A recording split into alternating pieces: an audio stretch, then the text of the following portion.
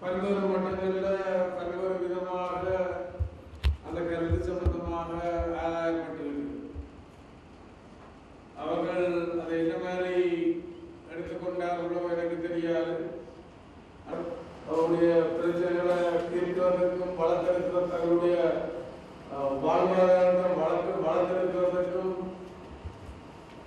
எந்த தடை ஏற்பட்டாலும் அந்த தடைகளை நான் உடைத்தெறிந்து கொண்டு போவோம்னு சொல்லி நான் படிப்படையாக என்னுடைய அபிப்பிராயத்தை சொன்னது. இது நான் வளமையாக சொல்றா அல்லது செய்கிற எதுவோ அல்லது யாருமோ தடையாக இருந்தால் அந்த தடையில நான் உடைச்சு கொண்டு போறதுக்கு தாயிடம் போறதுன்னு சொல்லி நான் அதில் சொன்னேன்.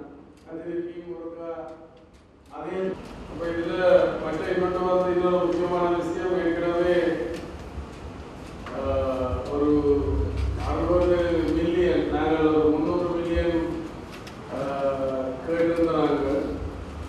இந்த பல வளத்தை அபிவிருத்தி செய்வதற்கு ஒரு 300 மில்லியன் நாங்கள் கேட்டிருந்தாங்க.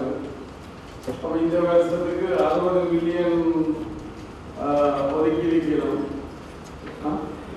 60 மில்லியன் ஒதுக்கப்பட்டிருக்கு. அந்த வகையில அது சம்பந்தமாகவும் உங்களோட கலந்துரையாடல் இதனுடைய நோக்கம். அந்த திட்டம் தொழிற்சாலை புனரமைக்கப்பட்டு சர்வதேச தரத்தினுடைய ஒரு செயல்பாட்டை கொண்டிருக்க வேண்டும் என்று எனக்கு ஒரு நீண்ட கால ஒரு விருப்பம் ஒரு எண்ணம் இருக்கு. மற்ற அந்த சமூகத்துக்கு பயன்பட வேண்டும். அதனுடைய வருவாய் வந்து அந்த சமூகத்தினுடைய வாழ்வாதாரத்தை முன்னேற்றத்திற்கு அது பயன்படுத்தப்பட வேண்டும். இதுல எனக்கு எந்த மாற்றமும் இல்லை, எந்த மாற்று கருத்தும் இல்லை.